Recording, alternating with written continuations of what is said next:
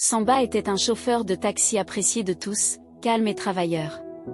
Mais il avait un problème, il voulait se marier mais avait du mal à trouver une fiancée, car les femmes le trouvaient trop pauvre. Samba venait d'une famille démunie et rêvait chaque jour d'une vie meilleure. Un matin, en marchant dans son quartier, il vit une jeune fille nommée Anita. Elle était belle mais semblait triste et portait des vêtements usés. Samba s'approcha doucement et lui dit bonjour. Anita leva les yeux et répondit timidement, semblant inquiète. Samba voulut en savoir plus et demanda pourquoi elle était si triste. Anita expliqua que ses parents n'avaient pas assez d'argent pour payer ses études, ce qui l'empêchait d'aller au lycée. Samba ressentit une profonde empathie pour elle.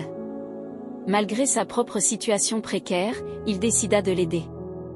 Il lui proposa de payer ses études pour qu'elle puisse réaliser ses rêves.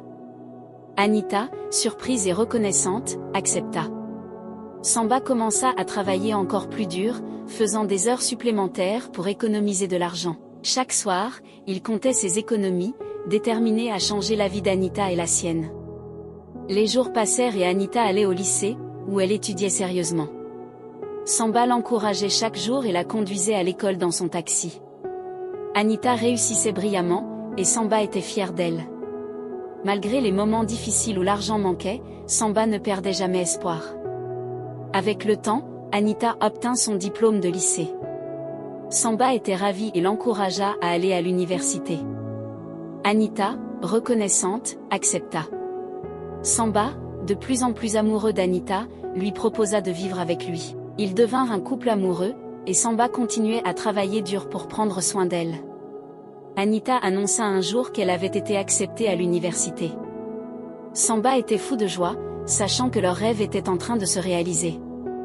Les années à l'université passèrent vite, et Anita se fit des amis parmi ses collègues de travail.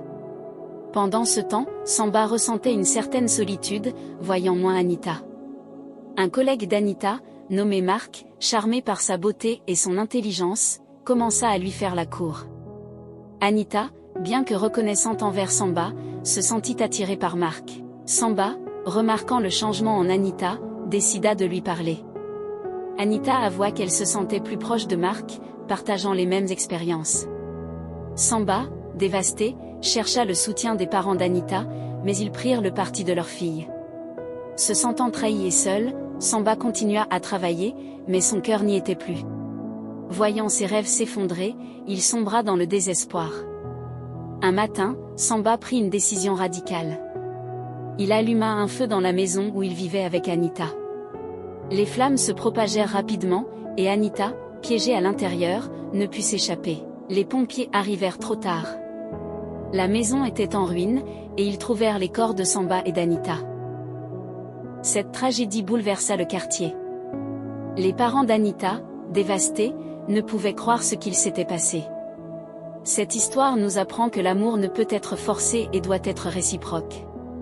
Les sacrifices ne doivent pas faire oublier son propre bonheur. Respecter les choix des autres, même s'ils sont douloureux, est essentiel. Chers amis, pensez-vous que l'acte de Samba était justifiable?